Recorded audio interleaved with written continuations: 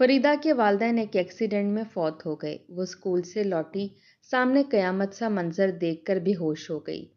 अगले दिन चची ने शौहर से कहा कि फरीदा की शादी अपने बेटे सरवर से कर देते हैं ताकि इसकी जायदाद हमारे कब्जे में आ जाए, वरना इसकी नानी से ले जाएगी। तो चाचा ने अगले ही दिन अपने 28 साला बेटे का दूसरा निकाह 12 साला फरीदा से कर दिया। और शादी के अगले दिन जब फरीदा बाहर न आई तो वो इसके कमरे में गए, तो सामने का मंजर देखकर इनके रोंगटे खड़े हो गए। चलो जल्दी से तैयार हो जाओ, तुम्हारा निकाह है सरवर के साथ। ये सुर्ख जोड़ा पहन लेना और ये जेवर भी पहन लेना। चाची की बात पर फरीदा वनको की तरह चाची की तरफ देखने लगी। इसका जहन इनकी बात को स्कैन नहीं कर पाया था। उठो ना, एक तो तुम बेहद सुस्त हो, बिल्कुल अपनी माँ पर गई हो। ये कपड़े और जेवर पहनकर तैयार हो जाओ, तुम्हारा सरवर के साथ निकाह है। चाची जान, मेरा निकाह क्यों कर रही हैं? अभी मैं स्कूल जाती हूँ। निकाह तो शादी से पहले किया जाता है ना, और शादी तो बड़े लोगों की होती है। मैं तो अभी छोटी हूँ।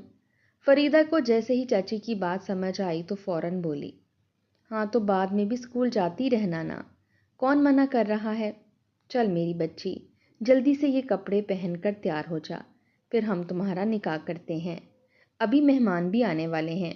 देखना, अब तुम्हारे अम्मा अब्बा के बाद हम ही तुम्हारे रिश्तेदार हैं, और तुम्हें अपने घर में रखने का एक मजबूत जवाज भी चाहिए, वरना दुनिया वाले बातें बनाएंगे कि बिना किसी रिश्ते के भतीजी को रखा हुआ है। चचा भतीजी के रिश्ते को आजकल कौन तस्लीम करता है। चाची फरीदा को अपनी बातों के जाल में उतारने लगी।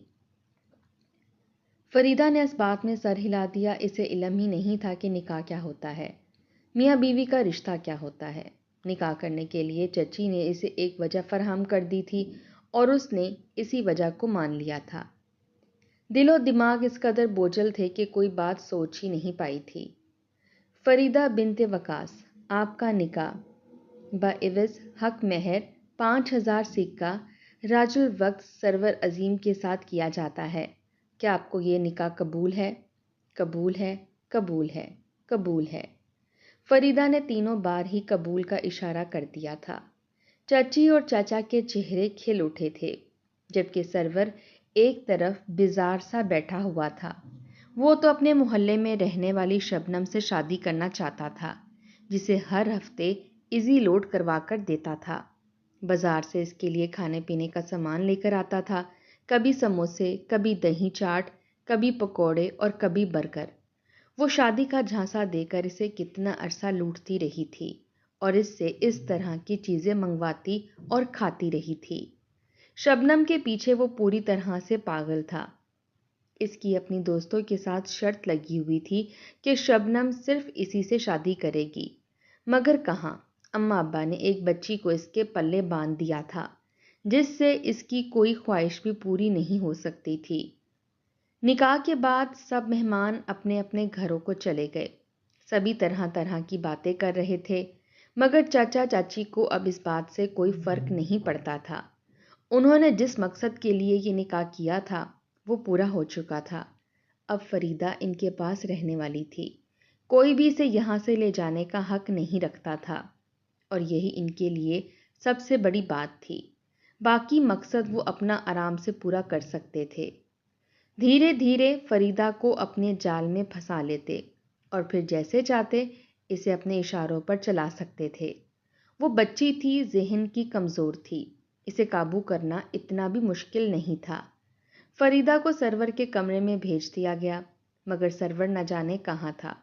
चाची ने इसे कोसा, कम अज कम बंदा आज के दिन तो घर में टिक जाए। इसे तो अपने निशाई जवारी दोस्तों से ही फुर्सत नहीं है। जाइए इसे ढूंढ कर लाइए। आज ही शादी हुई है, इसकी दुल्हन कमरे में बैठी है, जाकर इसे तसल्ली दे, काबू में करने की कोशिश करे। इसे समझा देना कि आराम और प्यार मोहब्बत से बात करे, और दूसरी बात भी समझा देना कि अभी वो छोटी है, दोनों के रिश्ते के तकाजे पूरे नहीं कर सकती, इसलिए ध्यान से रहे। बस शौहर बनकर इसे आराम देने की कोशिश करे। हमें इससे अपना मकसद निकालना है। मुझे इसे अपनी बहू बनाकर हमेशा अपने पास नहीं रखना, चाची ने नखूत से कहा था। फरीदा इनकी सारी बातें सुन रही थी और जैसे इसका दिल दहल गया था। آخر ایسا بھی کیا مقصد تھا جس کے تحت چاچا چاچی نے اسے اپنی بہو بنا لیا تھا اور پھر مقصد پورا کرنے کے بعد اسے گھر سے نکالنے والے تھے؟ وہ بیڈ پر جا کر بیٹھ گئی اور سوچ لیا کہ سرور کی کسی بات میں نہیں آئے گی اور جلد از جلد یہاں سے نکلنے کا بندوبست کرے گی۔ ابھی کل ہی تو اس کے ساتھ اتنا بڑا سانحہ ہوا تھا۔ وہ ابھی تک صدمے میں تھی اور ایک نیا صدمہ لگ چکا تھا۔ نانا نانی اور ماموں بری طرح سے یاد آئے۔ ڈر اور خوف اس پر بری طرح سے سوار ہو چکا تھا۔ رات کے 2 بج گئے تھے تب کہیں جا کر چچا جان کو سرور ملا تھا اور وہ اسے گھر لے کر آئے تھے۔ گھر لانے کے بعد سرور کو 2-4 تھپڑ مارے گئے تھے اور چچی نے بھی برا بھلا کہتے ہوئے اسے کمرے میں بھیج دیا تھا اور ہر بات بھی اچھے طریقے سے سمجھا رہی تھیں۔ سرور شراب کے نشے میں بری طرح سے مدہوش تھا، ادھر ادھر جھومتا پھر رہا تھا۔ اسے ماں کی باتیں سمجھ ہی نہیں آئی تھیں تو ان پر عمل کیا کرتا؟ وہ اپنے کمرے میں چلا گیا۔ سامنے ہی بیڈ پر فریدہ سکڑی سمٹی سی سو رہی تھی۔ بے شک اس کو صدمے پر صدمہ لگا تھا، مگر تھی تو ایک بچی۔ تھکن جب اعصاب پر بری طرح سوار ہوئی تو اسے نیند آ ہی گئی تھی۔ سرور نے سرخ آنکھوں سے فریدہ کی طرف دیکھا اور اس کے اوپر اوڑھا ہوا کمبل کھینچ کر پھینک دیا۔ فریدہ ہڑبڑا کر اٹھ بیٹھی، ڈری ہوئی نظروں سے سرور کی طرف دیکھا کیونکہ وہ سرخ آنکھوں سے اسے گھور رہا تھا۔ جی لالا، آپ کو کوئی کام ہے؟ ڈرتے ڈرتے پوچھا تو سرور اس کے قریب ہی بیٹھ گیا، اس کے چہرے کو اپنی انگلیوں سے چھوا اور کہنے لگا، لالا نہیں ہوں، میں تیرا شوہر ہوں، مجازی خدا۔ کیا تجھے پتا ہے کہ مجازی خدا کی ہر بات ماننا بیوی پر فرض ہوتا ہے؟ شوہر کو ناراض کر کے نہیں سوتے، ورنہ فرشتے بھی عورت پر لعنت بھیجتے رہتے ہیں۔ وہ 12 سالہ فریدہ کو اپنی اطاعت اور فرما برداری کے سبق پڑھا رہا تھا، بیوی ہونے کے فرائض بتا رہا تھا، جبکہ وہ انجان نظروں سے سرور کی طرف دیکھ رہی تھی۔ وہ ابھی تک بالغ نہیں ہوئی تھی، اسے کیا معلوم تھا کہ وہ کس دلدل میں پھنس چکی ہے، اس شادی کا مقصد کیا تھا اور میاں بیوی کے تعلق کے تقاضے کیا ہوتے ہیں۔ وہ تھوڑا سا جھکا اور فریدہ کے قریب آیا۔ فریدہ نے جیسے ہی اس کی حرکت دیکھی فوراً پیچھے ہٹی اور بیڈ کے کنارے کی طرف لپ کی۔ اس کی دل کی دھڑکن اتنی تیز تھی کہ اس کے کانوں میں شور سا مچ گیا تھا۔ سرور نے نرم لہجے میں کہا کہ تم ڈرو مت، میں تمہیں کچھ نہیں کروں گا، بس آرام سے بیٹھو۔ فریدہ نے خاموشی اختیار کی اور سرور کے قریب جانے سے انکار کیا۔ وہ اپنے چھوٹے ہاتھوں سے کمبل کو اور مضبوطی سے پکڑ رہی تھی تاکہ کوئی اسے چھو نہ سکے۔ سرور تھوڑا جھک کر اس کے پاس بیٹھ گیا اور فریدہ کے ہاتھ کو اپنی طرف کھینچنے کی کوشش کی۔ فریدہ نے ہاتھ جھٹک دیا اور ایک طرف بیٹھ گئی۔ سرور کا چہرہ غصے اور حیرانگی کا ملا جلا اظہار دکھا رہا تھا۔ نشہ اس کے حواس پر طاری ہوتا جا رہا تھا۔ وہ اس کے انکار کو سمجھ نہیں پا رہا تھا۔ اس نے کہا کہ بیوی کو فرما بردار ہونا چاہیے، مگر فریدہ خاموش رہی۔ اس کی معصوم نگاہیں سرور کے بڑھتے ہوئے ہاتھ اور قریب آنے کی کوشش کو دیکھ رہے تھے، مگر اس کے اندر ہمت نہیں تھی کہ وہ کچھ کہہ سکے۔ سرور غصے کی وجہ سے جھنجھلا اٹھا۔ نشہ اس کے حواس پر اس قدر طاری تھا کہ اسے کچھ بھی سمجھ نہیں آ رہی تھی۔ بس وہ چاہتا تھا کہ جلدی سے فریدہ کو اپنے قریب لے اور اپنا مقصد پورا کر لے۔ سرور نے اچانک فریدہ کا بازو پکڑا اور جھٹکا دے کر اسے اپنی طرف کھینچا۔ فریدہ خود کو چھڑوانے کی کوشش کرنے لگی، دونوں کے درمیان کھینچا تانی ہونے لگی تھی۔ فریدہ اپنی طرف سے مکمل زور لگا رہی تھی، مگر سرور کے صحت مند اور لمبے چوڑے وجود کے آگے بالکل بے بس ہو رہی تھی۔ آنسو فریدہ کی آنکھوں سے بہنے لگے تھے اور وہ پھر بھی اپنے آپ کو چھڑانے کی مکمل کوشش کر رہی تھی، جبکہ سرور اسے بیڈ پر پھینکے اس کے وجود پر حاوی ہونے کی مکمل کوشش کر رہا تھا۔ ایک دم ہی فریدہ نے سائیڈ پر ہاتھ مارا۔ کانچ ٹوٹنے کی آواز کمرے میں گونج اٹھی۔ ایک شدید دھماکے کے ساتھ خون کے دھبے چاروں طرف پھیل گئے۔ کمرے میں خاموشی چھا گئی۔ اگلی صبح چاچی خوشی خوشی کمرے کا دروازہ کھولنے پہنچی تاکہ فریدہ کو باہر لائے، مگر دروازہ بند تھا۔ اس نے زور زور سے آوازیں دیں کہ سرور اٹھو، دروازہ کھولو، مگر اندر سے کوئی جواب نہیں آیا۔ چچا بھی آئے، انہوں نے ساتھ میں آوازیں دیں، مگر کوئی بھی جواب نہیں آیا۔ دونوں کے ذہن میں خیال آیا کہیں سرور نے رات کو فریدہ کے ساتھ کچھ غلط نہ کر دیا ہو۔ وہ دونوں اچھی طرح جانتے تھے کہ سرور نے نشہ پی رکھا ہے، مگر اس کے باوجود انہوں نے اسے فریدہ کے پاس بھیج دیا تھا۔ اپنی غلطی پر وہ بری طرح پچھتائے تھے۔ دونوں گھبرا گئے اور ڈر کے مارے آخر کار دروازہ توڑ دیا۔ جیسے ہی دروازہ کھلا تو سامنے کا منظر دیکھ کر ان کے رونگٹے کھڑے ہو گئے۔ فرش پر خون بکھرا ہوا تھا اور کمرے کی فضا کچھ الگ سی تھی۔ سرور اوندھے منہ زمین پر۔ فریدہ کے والدین اس سے بہت محبت کرتے تھے۔ وہ ان کی اکلوتی اولاد تھی، ہر وقت اس کی خوشی اور سکون کا خیال رکھتے تھے۔ وہ چاہتے تھے کہ فریدہ کی زندگی میں کسی چیز کی کمی نہ ہو اور وہ ہر وقت محفوظ اور خوش رہے۔ ہر روز اسے اسکول کے لیے تیار کرتے اور خود اسکول چھوڑنے اور لینے جاتے۔ فریدہ کے معاملے میں وہ بہت زیادہ حساس تھے۔ ہر وقت انہیں یہ دھڑکا لگا رہتا تھا کہ فریدہ کے ساتھ کوئی حادثہ نہ ہو جائے۔ فریدہ کا تعلق اچھے کھاتے پیتے گھرانے سے تھا۔ ماں باپ کے پاس پیسے کی کوئی کمی نہیں تھی۔ وہ اسے ہر وقت سہولیات فراہم کرتے رہتے۔ فریدہ اسکول کے چند نمایاں اسٹوڈنٹس میں سے تھی، بہت زیادہ ذہین اور قابل۔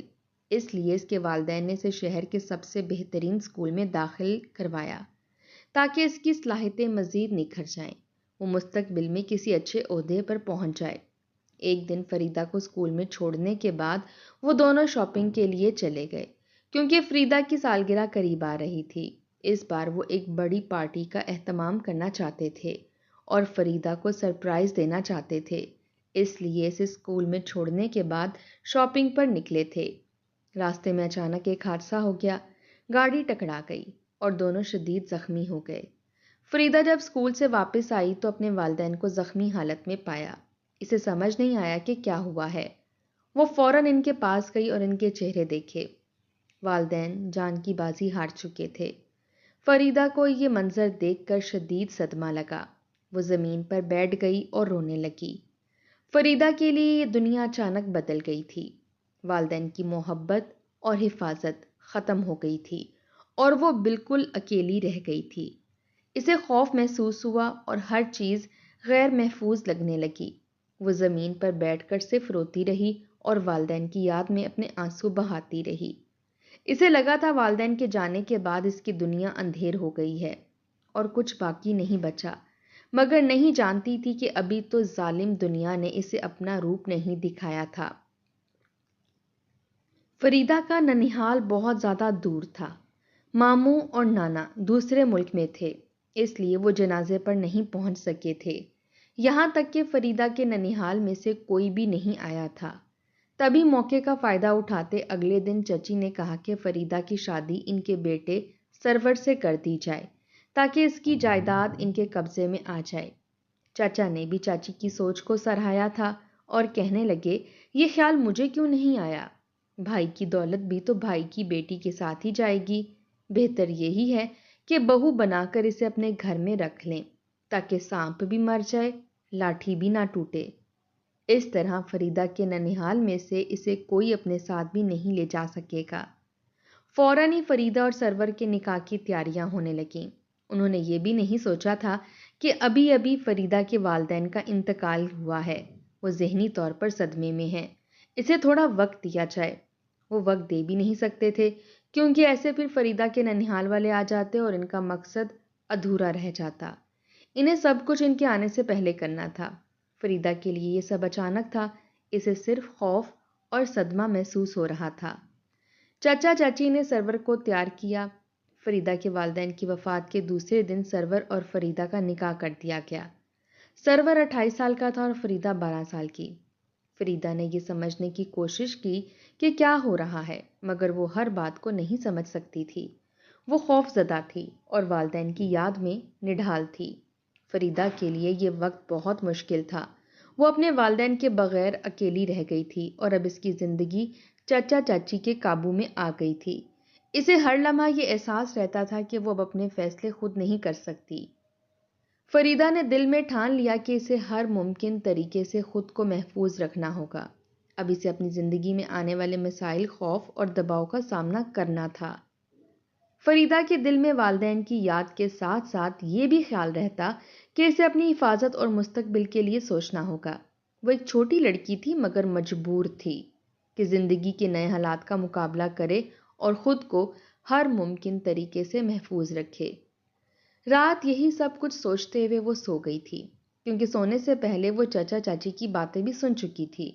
اس لیے فیصلہ کر لیا تھا کہ جیسے ہی ننیہال میں سے کوئی آئے گا ان کے ساتھ چلی جائے گی۔ مگر سرور نے سارا کام خراب کر دیا تھا۔ کمرے میں آنے کے بعد اس کے ساتھ زبردستی کرنے کی کوشش کی تھی۔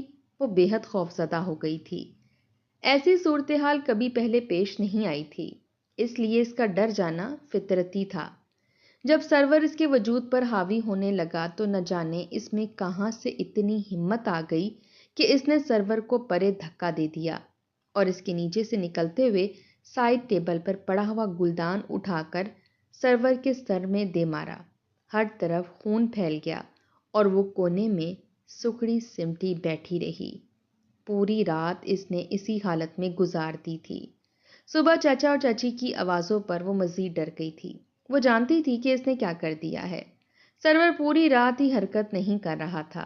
چچی آوازیں دیتی رہیں اور دروازہ کھولنے کے لیے کہتی رہیں، مگر وہ اپنی جگہ سے 1 انچ بھی نہیں ہلی۔